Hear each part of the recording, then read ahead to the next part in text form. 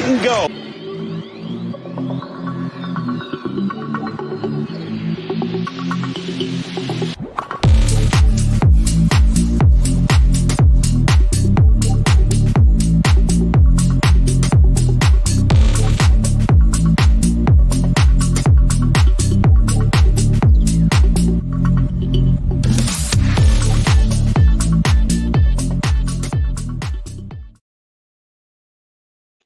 Casey the Beef Cregan, it's show 88, and I'm getting the intro down these days. I mean, I'm just nailing it. It's like old hat to me, and you can just call me the man in black tonight, the newest shirt. And one thing they can't say about you and I is we don't support Clemson with our shirts and hats and boxer briefs and whatever else, shoes. I got it all, man. I got a garage full of hats Clemson hats that I from 15 years that I wear out, cutting the grass and whatnot. Oh, look at you. What happened? So this is my latest. I love it, and of course, being a vet, I love it, and I love this shirt. And this is the second black shirt I've owned in my life. The other one is the Sluggo shirt. So that's my two black shirts. What's happening, fella? Yeah, it's just so nice to be back and on the home front and not traveling. I feel like every week we come in here and spend 5 minutes talking about where the heck I am. But this took the cake. I think yesterday I put on Facebook on my personal page that my son and I did a little adventure. At least that's what I told him it was, because it was a little crazy. We took a car to a plane to a bus to a car to a boat to a golf cart to the house, all over the course of about 10 hours. So it was a long adventure, but we held up well, and we're back in the pseudo warmth. It was windy here today, but we're happy to be back. So, well, you sound like you've got a little cold or head cold. I do. I think you just get that as soon as you come into New Jersey. You pass through something, and they just throw their little dirt on you or something. I don't know. Welcome to New Jersey. Whoop. Here's some allergies. Yeah. Kevron checks in first. He was mad because I said he wasn't first last week. And he says, good evening, Clemson baseball. Great to see him last night. And great to see you, Kevron, from Cope, South Carolina. And we are going to get to baseball and Clemson defeating Georgia. And it looks like they're up 4-1 on East Tennessee State right now. So that's good news. Thanks for checking in, Kevron. John Chansey says he's still looking for Clemson Spurtles. Hey, if they make them, I'm buying them. So send me the link. Well, like we just said, we buy everything, so that's us, man. And Robbie Posey checks in, tuning back in from Somerville. Thank you so much, Robbie, for tuning in for the second. Was he somewhere else? Was he somewhere else last week? No, he was in Somerville, I believe. All right. Yeah. I thought he was like me. I think we're just passing each other on 26 or whatever, We appreciate you, Robbie. Thanks for checking in. We're going to hit all the sports tonight, so chime in with your takes. That goes for John and Kevron, too. We appreciate you. And Casey's been traveling a little bit under the weather. Hey, Beef, speaking of traveling, I know you can still get the internet when you travel. I don't know if you noticed, but Nick Saban and Lane Kiffin agree with Dabo. Now everything's okay. And now everybody's against the NIL now. Not just the cool kids. Yeah. Isn't that funny how that happens? You get a couple guys, a couple name guys, a couple guys with some personality, like a Lane Kiffin, who was very polarizing. And he sent Dabo a text that said, great job on what you said. It's basically how I feel. Basically how I feel. Why do I do that all the time? Anyway, it's fun. It's fun to see that, but amazing that all the cockroaches that came out to the light whenever Dabo comes and says anything, that they scurried right back into the darkness. We haven't heard from Mina Kimes this week. We haven't heard from that no-name guy on USA Today or Stuart Mandel or whoever else. So yeah, it's amazing when somebody goes out there. John Chansey has a great story today on Rubbing the Rock about this situation, and I had one last week. It's just for clicks. I mean, we know it. That's the business we're in. They're in.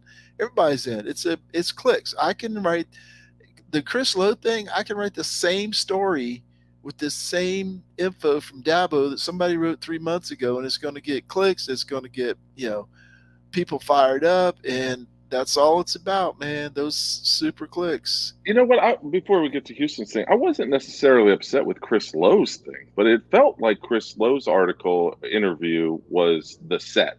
Let's think about volleyball. Like Chris Lowe received the ball and just set it, and let all these other talking Right, heads come in and do the spike. I don't like when I read Chris Lowe's interview, and I don't know how or why I do this. Maybe I'm biased. Maybe it's the way that I just read things kind of without necessarily some bias in a lot of ways. Yes, Dabo's my guy, but when I'm reading things, I usually just try to picture what he's saying, how he's saying it. right. I didn't see anything bad about it, so it was amazing to me. Like my mouth is agape when I'm looking at these comments from these talking heads that are like, "What did you?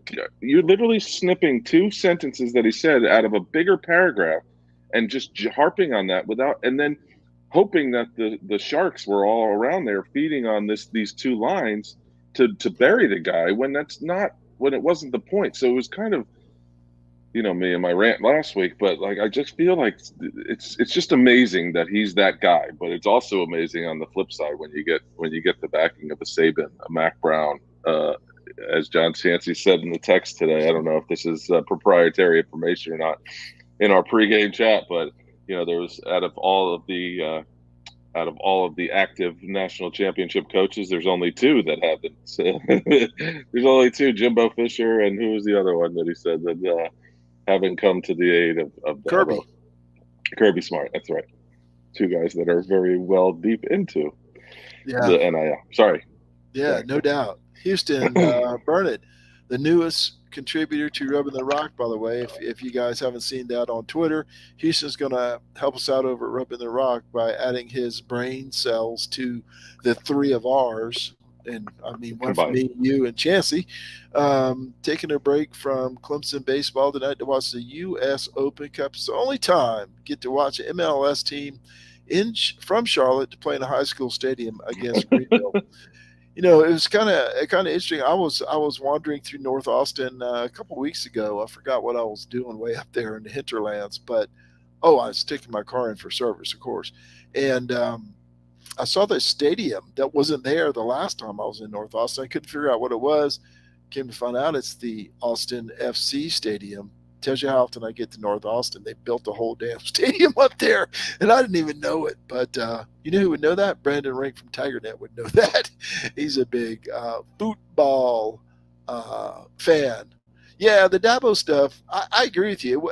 I'm not bashing Chris Lowe. He didn't say anything bad, but it's just like, you're going to ask these questions again? You know the answers, right? I mean, how many times has he got to answer these questions? There's no different spin. There's nothing different. So it's like, okay, I need something that's going to get clicks. Let me go request an interview with Dabo and ask him NIL questions or transfer questions. Just gets old. Breaking news: Jay Wright of Villanova is retiring. Wow. Good basketball coach. Good basketball coach. Yeah, All right. Houston and I were texting about it earlier. This isn't that show, but yeah, we'll see what happens with Jay. Gotcha. Gotcha. Makes sense. Hey, speaking of Clemson baseball, they are up 4-1 last time I saw. They're 23-13 now, 4-10. As Kevron said, they beat Georgia last night, 2-0 against Georgia, 3-0 against South Carolina, 5-0 against the SEC, 4-10 against the ACC. This is why baseball is crazy, right?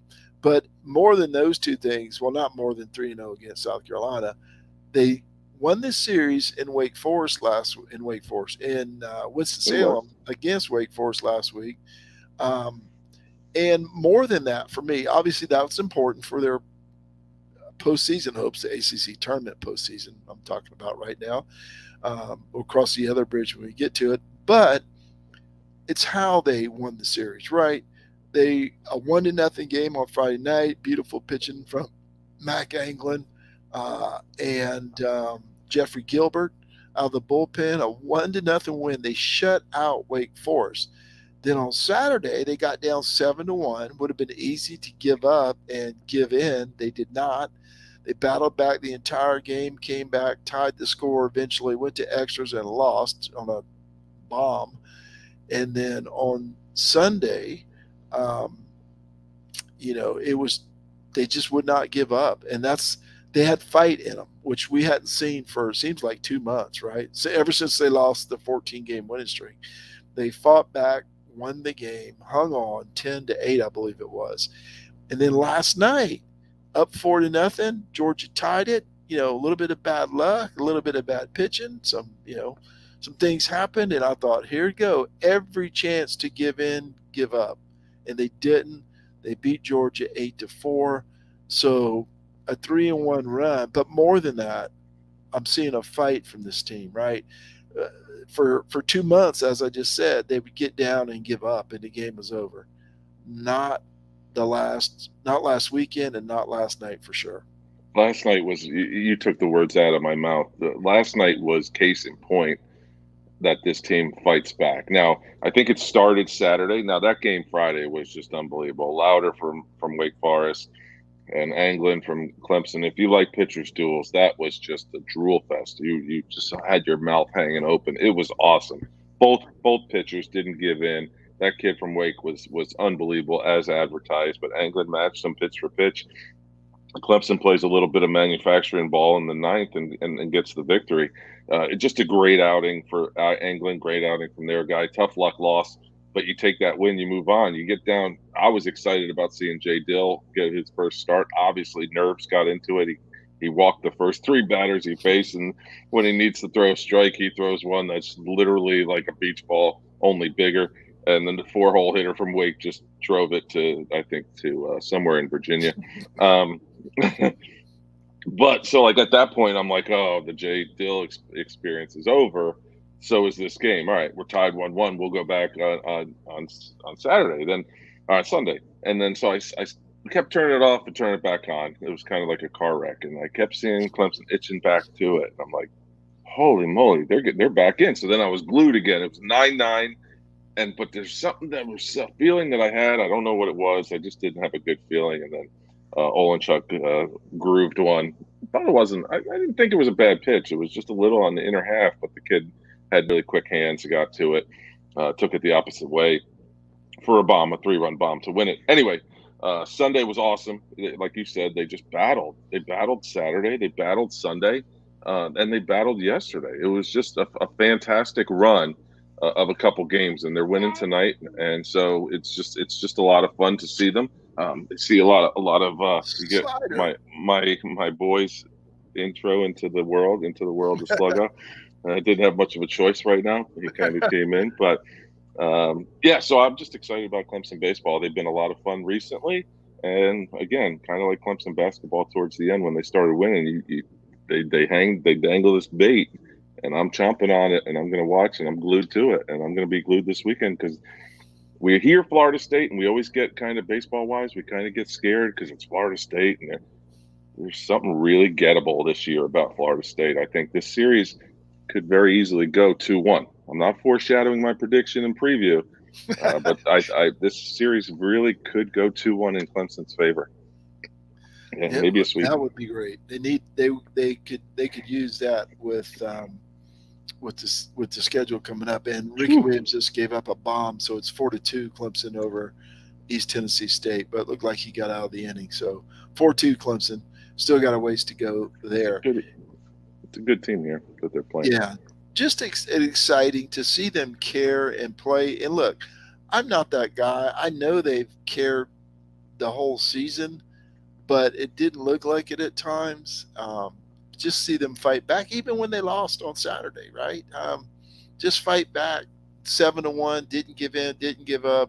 That's what I wanted to see. That's what's been missing for me from this team this year, and some of those losses over the last month or two, and month I or think 6 weeks. I think the you take something out of that loss. There's not a lot of Absolutely. losses this team has had this season that you're like, oh well, there was something positive out of it. Grice only struck out 3 times tonight instead of 4. And the Saturday they fought back. They were down 7-1 and then 10-3, I think. So They or not 10, 9-3 is what it was, and they kept fighting back, kept clawing, and finally tied it 9-9, like literally scratching and clawing runs. It was a lot of fun. I think I hate moral victories. I'm not a Notre Dame fan, um, Shots but fired, pal. Shots fired.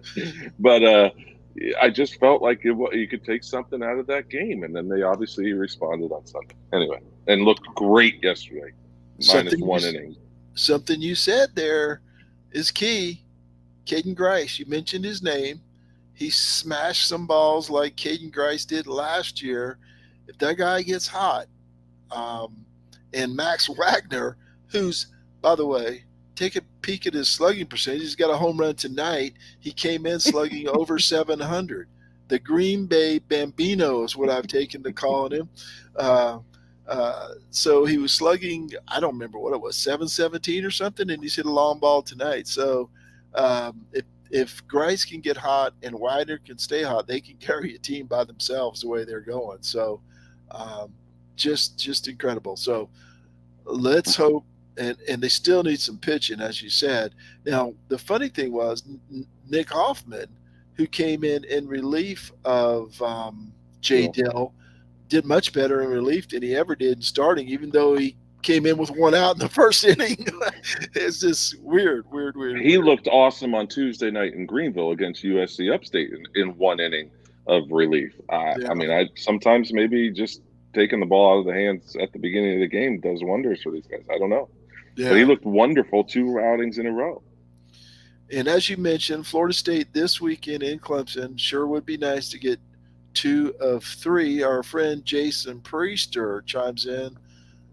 Then Hoffman came in and gave up a long That ball was him tonight. that gave. Was that Hoffman? I thought that was still Ricky Williams.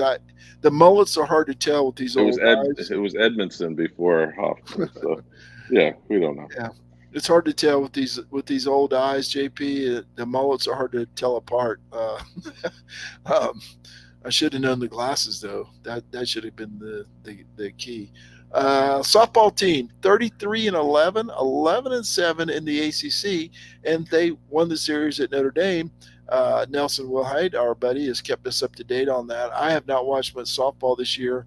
They play at FSU, so baseball has FSU and Clemson. Softball has FSU in Tallahassee. What do you know about the softball team there, Beef? Florida State's ranked in the top three, I believe, in the country. Clemson's RPI is in the top 10 right now in the country. This is a big series, but I think even the most ardent supporters and people that are with utmost confidence, I'm not sure you're going to go in there thinking that Clemson takes 2 or 3. I think you have to, unfortunately, call me Debbie Downer. I think you have to hope that Clemson can get 1 of 3 at least, and then hope they can get 2. So and then beyond that, build on it. But this is a very good Florida State team. This is a team that Clemson avoided last year, completely on the schedule and in the ACC tournament. They're the cream of the crop in the conference and have been for many years. So it's going to be a nice test, and we'll see. Clemson's really good. They're still really, really good. I know the record might not be as good as it was last year. They're really, really good. 33 and 11, still pretty good. Maybe not in the softball world, but almost in every other world. Hey, JP, I can't ever get that right. JP's comment here, Edmo's back. I appreciate that, JP, because I was going to ask you about him. He kind of disappeared like Gilbert did earlier in the season, and it's kind of slipped my mind for a little while. But if you have an idea and you can tell us what was his issue, we'd certainly appreciate it. I want to give JP a shout out, allclemson.com.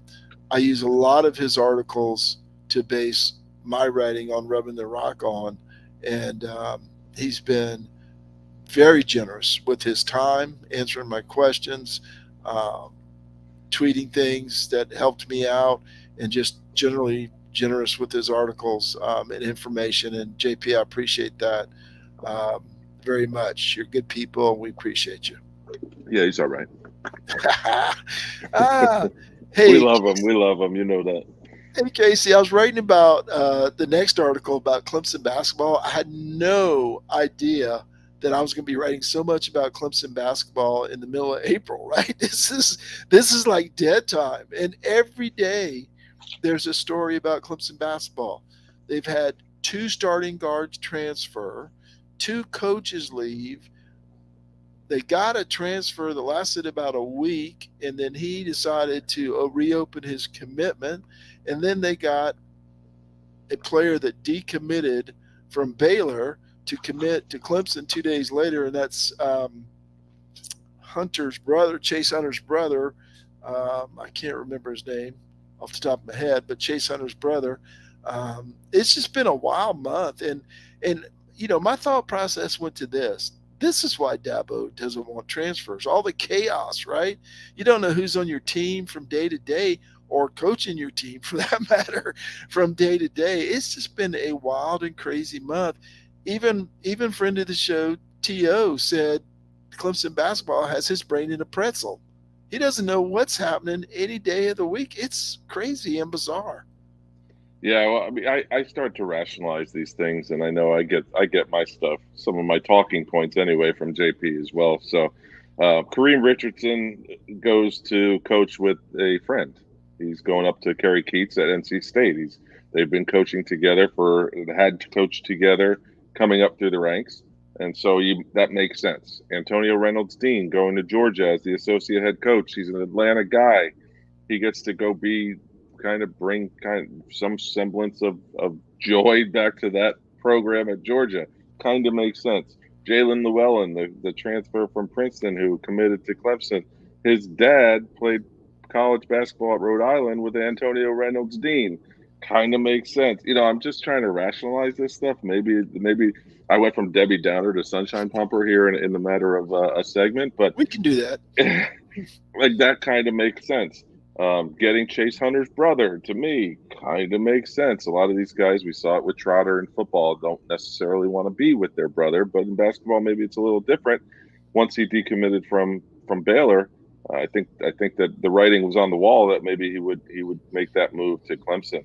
Great get, I think. It's another bigger guard, right? And he gets to play with his brother. I think that's wonderful. So it's a wait and see. Brad Brownell said the other day that he's got more people calling him than he knows what to do with. So it'll be interesting to see who he fills those roles with. One name that I saw on Twitter, and I think it may have been T.O. or Houston Burnett, and I hope he gets the call, is the guard that was at Mississippi State coaching, Tanner Tanner?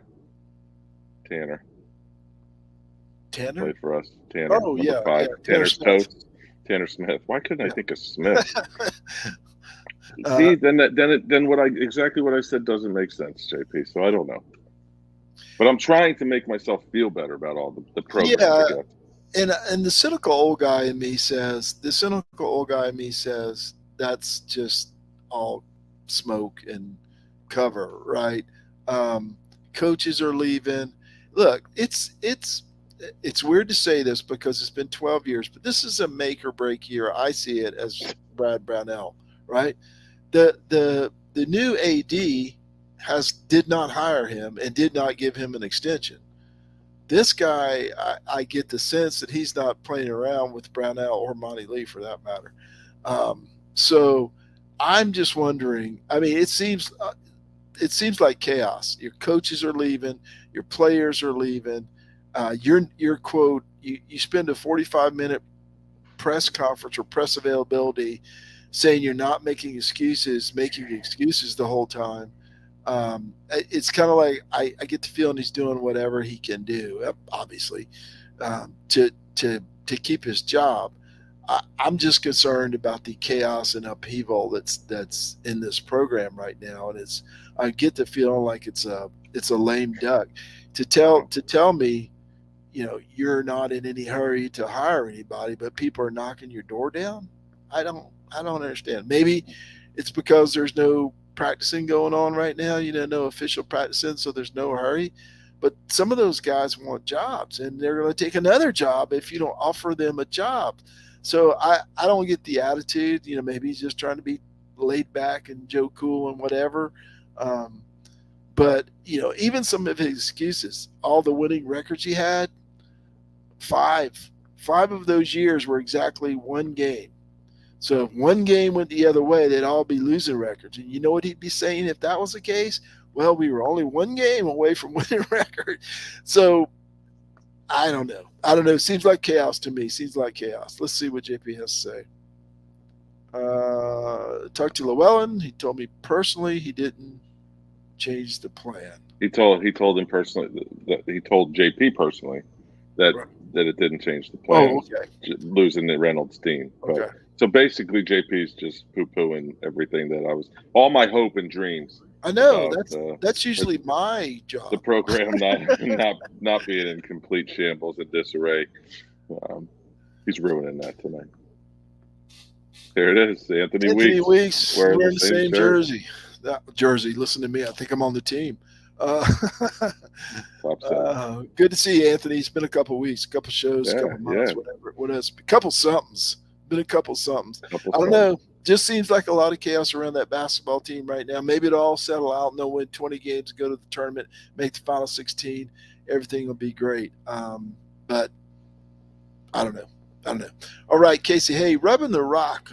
Good news today for Rubbing the Rock. Houston Burnett of the Morgan Thomas Show is going to join our merry band of contributors over there at Rubbing the Rock.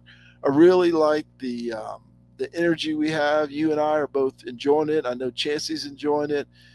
Seeing the numbers roll up by his name. We don't want to overwork Chancey. Just chill, John Chancey, this weekend. Go to the soccer. There'll be no stress at your girls' soccer game, right? Parents fist fighting. When I Coffee saw balls when thrown. I saw he put the other day that he learned how to do it on his phone, I was like, dude, come on, Chancey, put it down, put it down. Put it down. Put it down now. Don't make me do this. Yeah, I did a couple on the phone too, which I never thought I would do. I forgot. I think I was in the doctor's office with my wife. I didn't do the whole thing, but it got it started or whatever. So if Grandpa can do a couple on the phone, then pretty much anybody can do a couple on the phone. But we're thrilled to have Houston join us and contribute some articles. Appreciate that. We're building this back up. We've got a goal in mind. I don't even remember the name of the Tar Heel site. Keeping It Heel. They have been rocking on the fan-sided community for all basketball season, I imagine, which makes sense as they're national champions. Um, but we've got a goal to take those guys down. I think we can do it during football season. But Houston, we're thrilled to have you. If you're still listening, if you're not, maybe you'll listen to the podcast. We're thrilled, and we have additional contributors on the way. I've had someone reach out to me today. Casey and I have had a conversation. Hopefully that'll work out. So adding contributors and content, looking for different angles and different opinions. So if there's if somebody is out there that wants to contribute and write about Clemson, hey, hit us up. We'll point you in the right direction and Yeah, send you to Maxwell. Maxwell, he's the thorough one. But I'll tell you, I'll just tease it a little bit.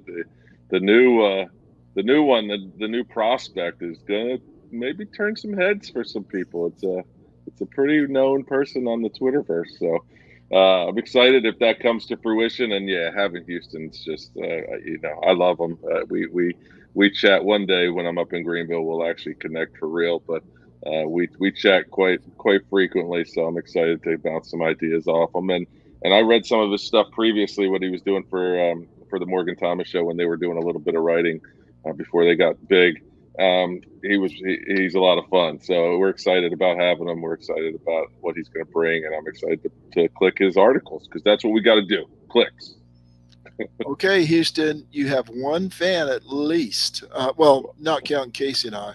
Uh, oh man, I really like Houston. He's Yeah, full of information. Yes, he is, and that's why we went after Houston, and we're thankful that he agreed to help us out and contribute over on Rubbing the Rock. As I said, John Chancey's got some fantastic articles. I have to rein Chancey in, right? Because he wants to write like books. And I'm like, okay, 1,200 words on why that's your favorite Clemson T-shirt might be a bit much, right? We love Chancey though. Lots of information in his mind. It's weird. It's a weird thing because I had seldom used reserve. I think I told you this last week. I had it, but I was like, you're kind of scared to say a lot because you don't want to run off your four followers, right? Your four people that read your articles. Well, here I feel this freedom to write whatever I want, whether it's about Brownell or Dabo or the baseball team I wrote about, what's wrong with Clemson baseball. I feel this freedom to write because we have a larger following. And I'm not worried about running off the two people who make me 38 cents a month on Google Ads, right? So, it has been just a freeing experience for me, and I love it. And I'm trying to get there. It is. I Wow. Yeah, it was took a tough. while to It's a use the tough background check. background check.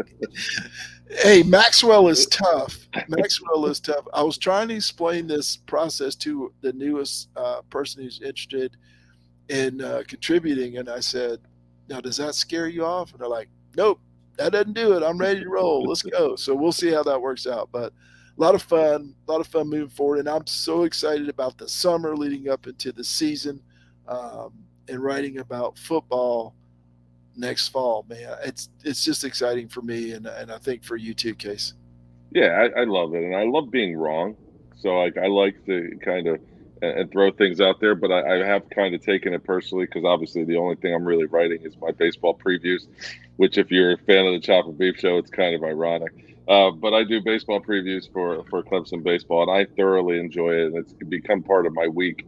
But I also make predictions that are just grossly wrong, and then I was telling Marty before the show, like I take it personally when the guys that a lot of times the schools will tell you who's starting, especially on the weekends.